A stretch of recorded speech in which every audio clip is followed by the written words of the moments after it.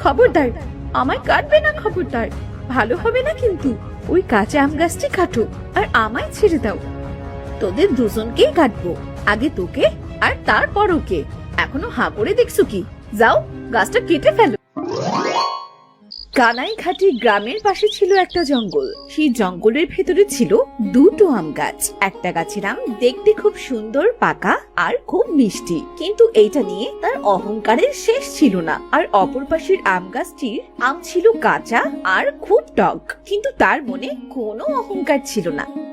তাই গাছের নিচে কেউ বসলে গাছের ডানা ঝাপটে সে তাদের বাতাস করত। একদিন দুজন লোক সেই গাছের পাশ দিয়ে যাচ্ছিল। কানাইদা, কাঠ কেটে জঙ্গলের পথ ধরে হেঁটে বাড়ি যাওয়া আর সম্ভব হচ্ছে না। কোথাও একটু বসতে পারলে ভালো হতো। আচ্ছা চল, তাহলে ওই গাছটির নিচে গিয়ে বসি। দেখ, গাছে কত সুন্দর আম ঝুলে আছে। একটু জিরিয়ে আম খেয়েই বাড়ি ফিরবো। তারা দুজন গাছের নিচে গিয়ে বসতেই গাছটি গর্জন করে উঠল, দূর হ, আমার গাছের ছায়া থেকে দূর হ, অন্য গাছের নিচে গিয়ে বস। শখ তো আমার গাছের নিচে জিরোতে এসেছে। ভারী বদগাছ তো তুমি। তোমার জন্মই তো মানুষের ছায়া বাতাস দিয়ে উপকার করার জন্য। আমার গাছ, আমি কাউকে ছায়া বাতাস কিচ্ছু দেব না। তোরা যাবি নাকি ডাল ভেঙে তোদের ঘাড়ে ফেলবো? কানাইদা, চলো আমরা ওই গাছটির নিচে গিয়ে বসি। সেখান থেকে দুটো পাকা আম পেরে নেই। আচ্ছা ঠিক আছে, নে, এই পাশ থেকে দুটো বেশি করে আম পেরে নে। সুজন গাছটি থেকে আম পাড়তে গেলে গাছটি তার ডালপালাগুলো উঁচুতে উঠিয়ে দিল। এসেছে আমার গাছের আম খেতে, অতটা সোজা না। যা, ওই দেখ কাঁচা আম দেখা যাচ্ছে, গিয়ে ওই কাঁচা আম খা। আমার গাছের পাকা আম খাবার কথা ভুলে যা। কি বেয়াদব গাছ রে বাবা! থাক, আমাদের আর কোনো গাছের নিচে বসার দরকার নেই। কানাইদা, চলো বাড়ি চলে যাই। সেই গ্রামে বাস করত দিনেশ নামের এক লোক। তার মেয়ে চন্দ্রা একদিন তার বাবার কাছে আম খাবার জন্য খুব বায়না করতে লাগলো। বাবা, ও বাবা, এখন তো আমের সময় বাবা, সবাই কত আম খায়, আমরাই শুধু খাই না। আজ হাট থেকে দুটো আমার জন্য আম এনে দেবে? মারে, এ বছর আমের দাম খুব বাড়তি। আমার যদি আম কেনার সামর্থ্য থাকতো তাহলে কবেই এনে খাওয়াতাম। সবার মতো আম খেতে আমারও খুব ইচ্ছে করে বাবা। এতই যখন আম খেতে ইচ্ছে করে তবে বিষ কিনে খানা। আচ্ছা গিন্নি, ও ছোট্ট মেয়ে, ও কি বাই বোঝে? ওর সাথে ভালোভাবে কথা বলবে, বুঝলে? হ্যাঁ, তোমার মেয়ে তো একদম কোসি খুকি না, কিচ্ছু বোঝে না। তবে আম খাবার কথা বুঝলো কি করে? অলুক্ষণে অপয়া মেয়ে একটা, সারাদিন শুধু খাই খাই করে। গিন্নি, কি বলছো? কি এগুলো? তুমি চুপ করো, তোমার মুখে আমি আর একটাও কথা শুনতে চাই না। দিন দিন মেয়েকে লাই দিয়ে গাছের মাথায় তোলা হচ্ছে, তাই না? বাবা, বাবা, তোমরা আমার জন্য আর ঝগড়া করো না বাবা। আমি আর কোনো দিন আম খেতে চাইবো না। তোর জন্যই তো ঝগড়াটা লাগলো। আজ সারাদিন তোর ভাত বন্ধ। যা, বাড়ি থেকে বের হয়ে যা। আমার মা মরা মেয়েটার জন্য তোমাকে আমি বাড়িতে এনেছিলাম, আর তুমি তার সাথে এমন ব্যবহার করছো। তার জন্য কি ওকে আমার কোলে করে নাচতে হবে? সত্য সব আদি খেতা। চন্দ্রা একটা গাছের নিচে মন খারাপ করে বসেছিল।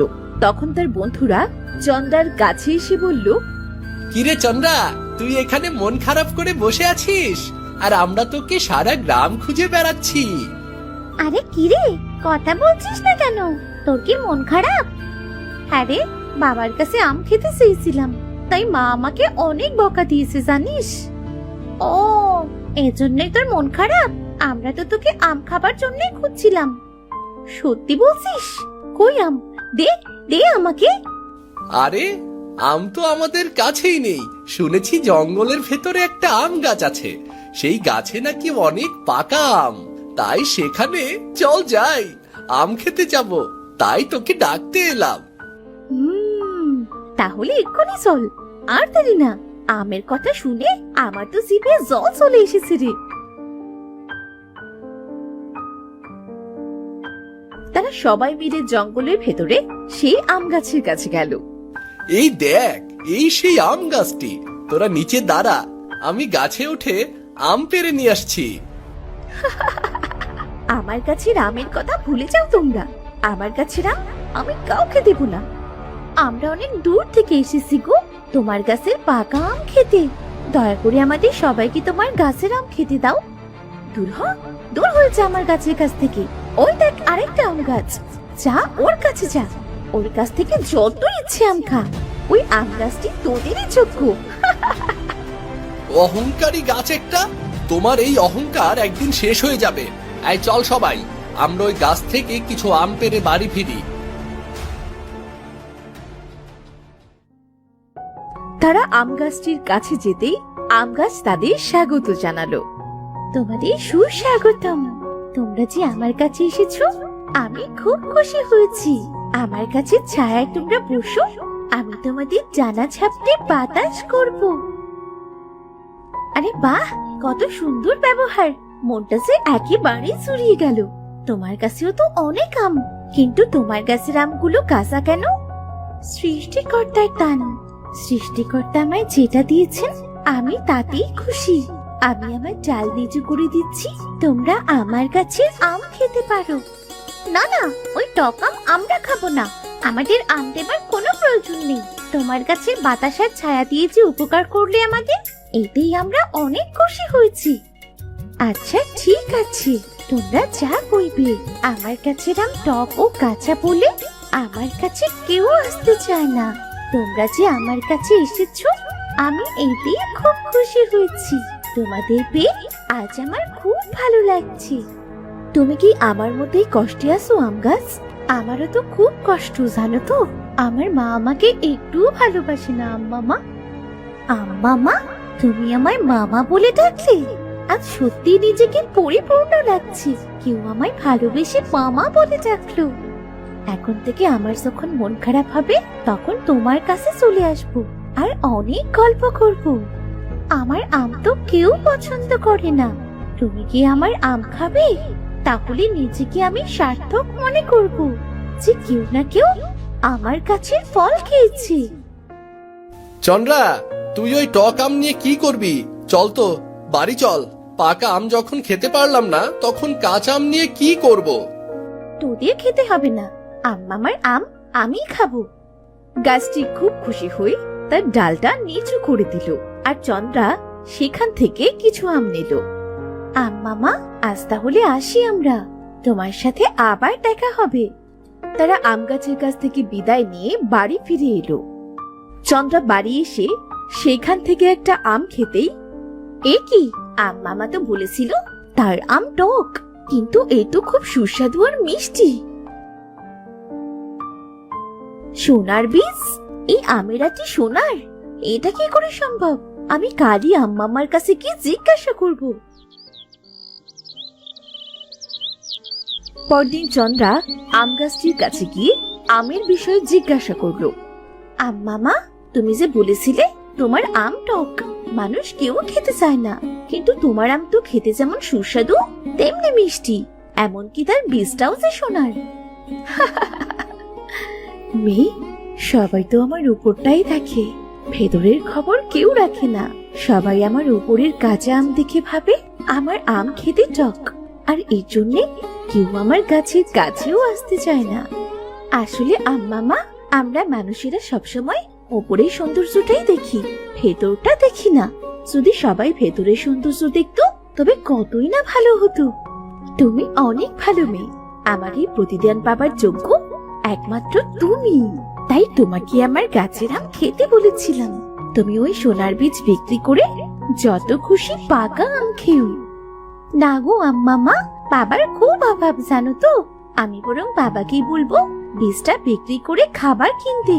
আমাদের ঘরে আজ 2 দিন ধরে কোনো খাবার নেই, আবার তার উপরে সৎ মা। আমি সব জানি মেয়ে, তোমাকে আর বলতে হবে না। নাও নাও দেখি, এই গাছ থেকে আরো কয়েকটা আম নিয়ে বাড়ি ফিরে যাও। চন্দ্রা খুশি হয়ে গাছ থেকে কয়েকটি আম পেড়ে বাড়ি ফিরে এলো এবং তার বাবা মায়ের সাথে সব কথা খুলে বলল। তাহলে তো গাছটি খুব দয়াবান মা। মহান সৃষ্টিকর্তা যে কোনো উপায়ে আমাদের রিজিকের ব্যবস্থা করে দিলেন। চন্দ্রা রোজ আম গাছ থেকে কয়েকটা আম পেড়ে আনতো আর তার সোনার বীজ দিনের শ্যাকরার কাছে গিয়ে বিক্রি করে আসতো। দেখতে দেখতে তাদের অবস্থা বেশ সচ্ছল হলো। ওগো, প্রতিদিন এত অল্প অল্প সোনার বীজ কি করবে? বলি কি, চলো না আজ আমরা গাছটি মেরে তার থেকে সমস্ত আম পেড়ে সোনার বীজ বিক্রি করে অনেক ধনী হয়ে যাব। না না গিন্নি, এটা মোটেও ঠিক হবে না। গাছটি আমাদের কত উপকার করলো, আর শেষে কিনা তাকে আমরা মেরে ফেলবো। চুপ থাকো তো, যেটা বলছি সেটা শোনো। চলো আমার সাথে, আজ এক্ষুনি গাছটি কাটবে। দিনেশ ও তার স্ত্রী একটা কুড়াল নিয়ে জঙ্গলের পথে হাঁটতে লাগলো। তারা আম গাছটির কাছে এসে পৌঁছলো। এই দাঁড়াও দাঁড়াও, এই দেখো একটা পাকা আম গাছ। আগে এই গাছটি মেরে এর আমগুলো পেরে নাও, এতে আমও বিক্রি করা হবে, আবার কাঠও বিক্রি করা যাবে। আমের যে দাম, তাতে আমরা অনেক টাকার আম বিক্রি করতে পারবো। তা কথা মন্দ বলনি, ওই গাছটি কাটলে আমরা বেশ লাভবান হব। খবরদার, আমায় কাটবে না, খবরদার। ভালো হবে না কিন্তু। ওই কাঁচা আম গাছটি কাটো আর আমায় ছেড়ে দাও। তোদের দুজনকেই কাটবো, আগে তোকে আর তারপর ওকে। এখনো হাঁ করে দেখছো কি? যাও, গাছটা কেটে ফেলো। তোমরা ওকে ছেড়ে দাও, আমাকে কাটো। আমাকে কাটলে ওর থেকে বেশি টাকা পাবে। কাঁচা আম গাছ, আজ বুঝতে পারছি তুমি সত্যি অনেক মহৎ। তোমার কোনো তুলনা হয় না। আমাকে বাঁচাতে তুমি নিজেকে উৎসর্গ করে দিচ্ছ। তোমরা বরং আমাকেই কেটে রেখে দাও। এমন সময় সেখানে চন্দ্রা চলে আসে। বাবা, বাবা, তোমরা কাউকে কাটবে না। বাবা, তুমি কি করে পারলে? সে গাছটি আমাদের এত উপকার করলো, তাকে কাটতে আসতে? তাতে তোর কি? আমরা যে দুটোকে কেটে তবেই বাড়ি ফিরবো। আমি থাকতে তোমাদের কখনো এই গাছ কাটতে দেব না মা। তোমরা বাড়ি ফিরে যাও, এদের জীবন নিয়ে এদের বাঁচতে দাও। দাঁড়া, আগে তোকে মারবো, তারপরে গাছ দুটি। গিন্নি, এটা তুমি কি করছো? ছাড়ো, ছাড়ো আমার মেয়েকে, ছাড়ো বলছি। মানুষের মাথায় যখন অতিরিক্ত লোভ চেপে বসে, তখন সে মানুষ থেকে অমানুষ হয়ে যায়। আজ তারই শাস্তি পাবি তুই। এই কথা বলে ভালো গাছটি তার জাদু শক্তি দ্বারা চন্দ্রার মাকে একটা কাঁটাযুক্ত গাছে পরিণত করে দেয়। খুব ভালো হয়েছে, মানুষের বদলে ওই অমানুষ হয়ে গিয়েছিল। এবার তোর শাস্তি তুই ভোগ কর। এই যে ছোট্ট মেয়ে, তুমি আমায় ক্ষমা করে দিও। আমি অহংকারে অন্ধ হয়ে গিয়েছিলাম। আজ থেকে কাঁচা আমের মতো আমিও ভালো হয়ে যাব। আজ থেকে রোজ তোমরা এই গাছ থেকে আম পেড়ে বাজারে বিক্রি করবে। ধন্যবাদ পাকা আম গাছ। বাবা, এই যে আমার আম মামা। আম মামা, তুমি বাবার উপর রাগ করো না। আমার বাবা কিন্তু খুব ভালো মানুষ। না গো মেয়ে, আমি কোনো রাগ করিনি। আমি জানি সবকিছু। তোমার মা তার লোভের শাস্তি পেয়েছে। হ্যাঁ আম মামা, যেমন কর্ম তেমনই তো ফল হবে। শাস্তি পাওয়াই তার উচিত। আজ আমরা আসি তাহলে, আবার দেখা হবে।